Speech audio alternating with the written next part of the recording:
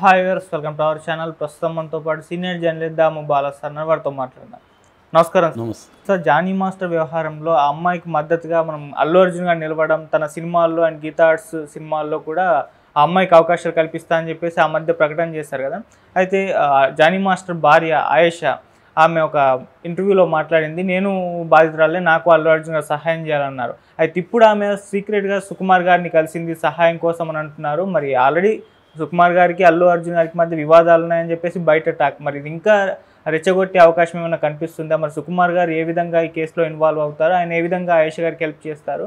మరి ఈ వివాదం మీద నిన్న పుష్ప ప్రొడ్యూసర్ రవిశంకర్ గారు కూడా మాట్లాడారు కదా. మీరు దీనిపైన ఈ వ్యవహారం పైన మీ ఒపీనియన్ సార్? నిన్న పుష్ప ప్రొడ్యూసరు రవిశంకర్ అని మీడియాతో మాట్లాడాడు. ఆయన ప్రధానంగా ఏంటంటే దీంట్లో అల్లు అర్జున్ రోల్ ఏం లేదు, అది ఇద్దరు వ్యక్తులకు సంబంధించింది. మేము పుష్ప 2లో ఆమెని స్రష్టవర్మని అడిషనల్ కొరియోగ్రాఫర్గా పెట్టుకున్నాం. అన్ని సాంగులకి ఆమె అడిషనల్ కొరియోగ్రఫీ చేసింది. గత 6 నెలల ముందు మేము రిలీజ్ చేసిన లిరికల్ వీడియోలో కూడా ఆమె పేరు ఉంటుంది. సో అట్లాగే మేము ఇంకొక 2 రోజుల్లో జానీ మాస్టర్ ఆధ్వర్యంలో ఒక స్పెషల్ సాంగ్ చేద్దామని కూడా ప్లాన్ చేసుకున్నాం. కానీ ఇంతలో ఇలా జరిగింది. సో మాకు వాళ్ళిద్దరితో మేము పనిచేసాం తప్ప వాళ్ళిద్దరికీ అల్లు అర్జున్కి ఎటువంటి సంబంధం లేదు. ఆ అమ్మాయి వెనక అల్లు అర్జున్ ఉన్నాడని కొన్ని యూట్యూబ్ ఛానల్ ప్రకటించాయి, అది కరెక్ట్ కాదు అనేది అన్నాడు.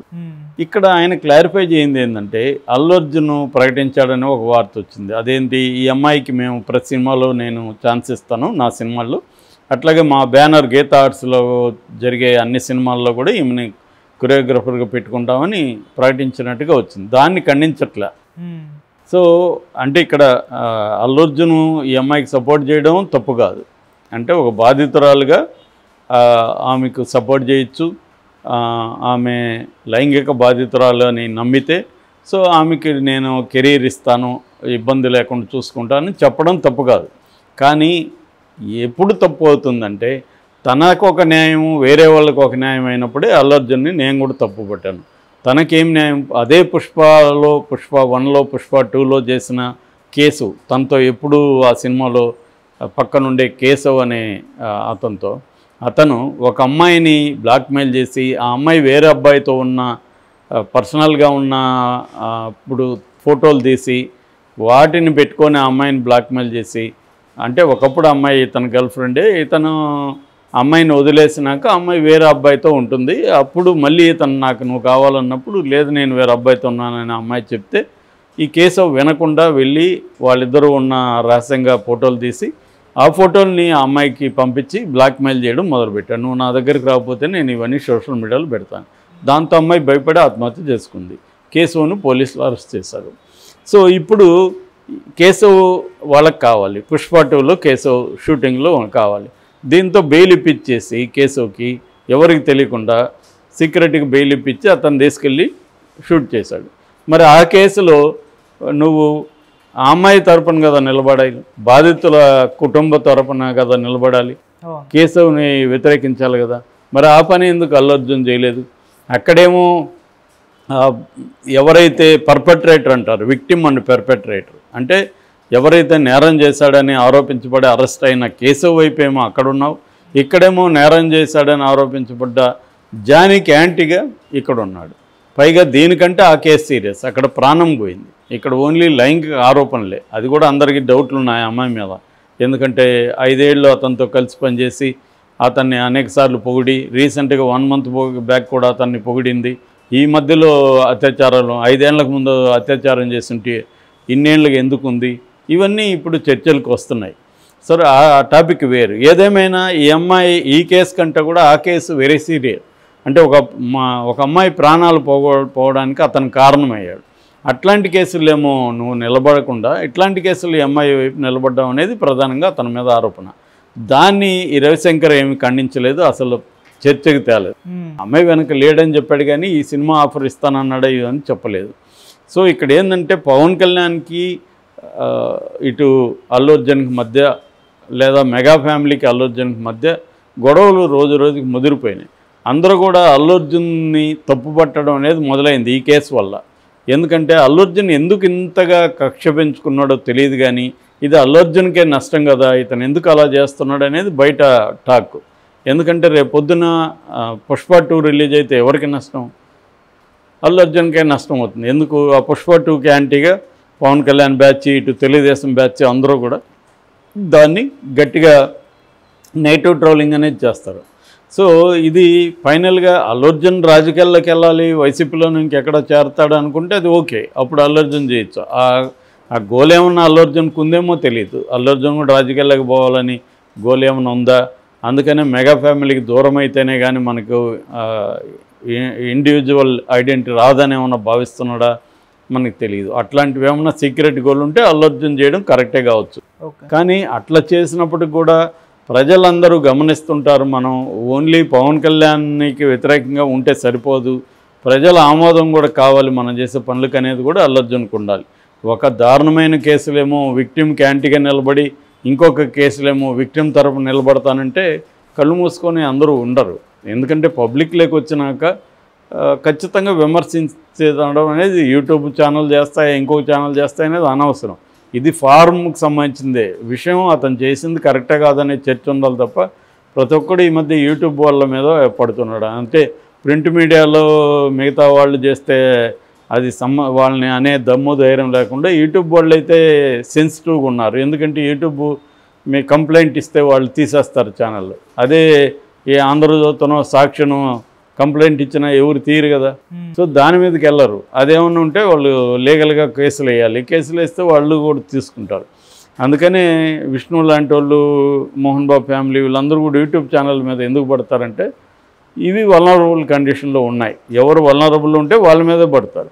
అలాగే ఇప్పుడు ఈయన కూడా రవిశంకర్ నేను కూడా నిన్న యూట్యూబ్ ఛానల్ అన్నాడు. యూట్యూబ్ ఛానల్ ఏంది, అన్నీ మేజర్ మీడియా అంతా కూడా ఇదే కదా రాసింది.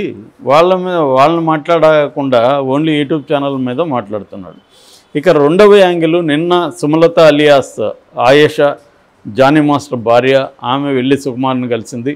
సుకుమార్ని ఎందుకు కలిసిందంటే తనకు న్యాయం చేయమని. మీకు కూడా తెలుసు, మీరు ఇండస్ట్రీలో ఉన్నారు, మీ సినిమాల్లో కూడా అమ్మాయి చేసింది.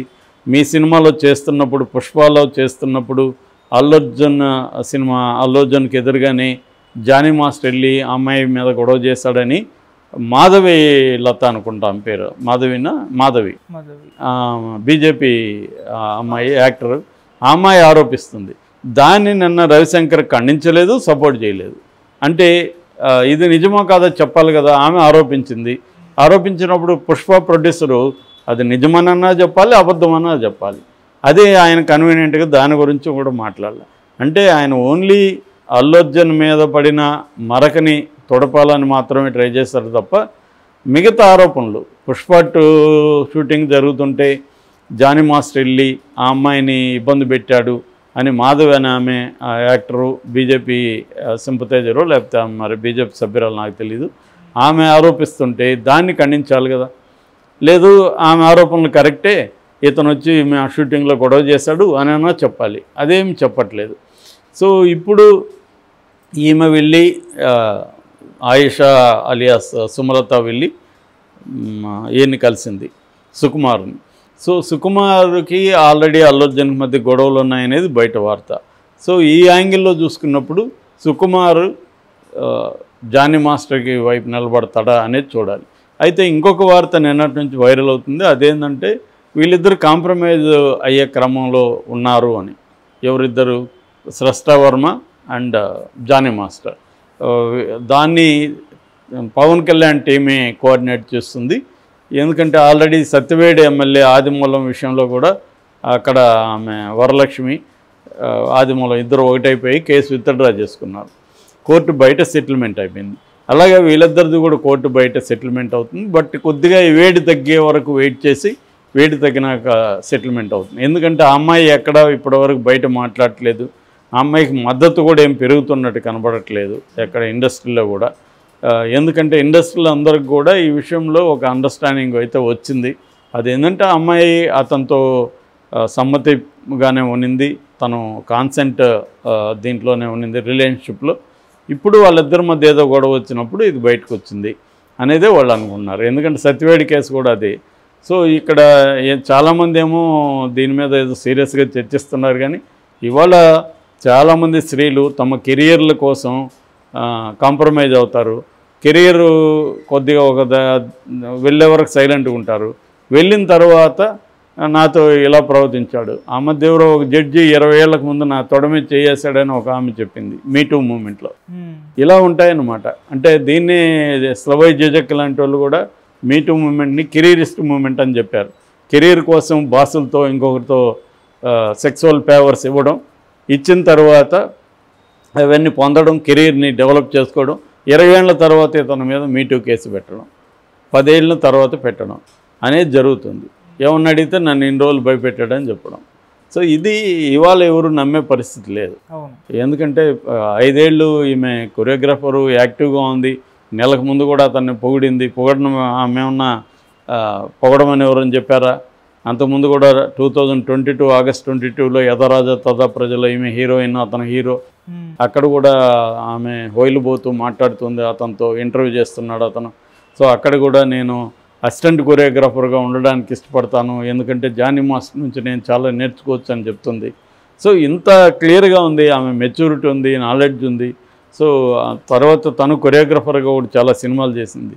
ఈ క్రమంలో ఆమె మీద సింపతి లేదు. ఇప్పుడు సుకుమారు అల్లు అర్జున్కి వ్యతిరేకంగా జానీ మాస్టర్ వైపు నిలబడుతున్నాడు అనేది కొత్తగా వస్తున్న వార్త. ఏం జరుగుతుందనేది చూడాలి. Okay sir, thank you so much.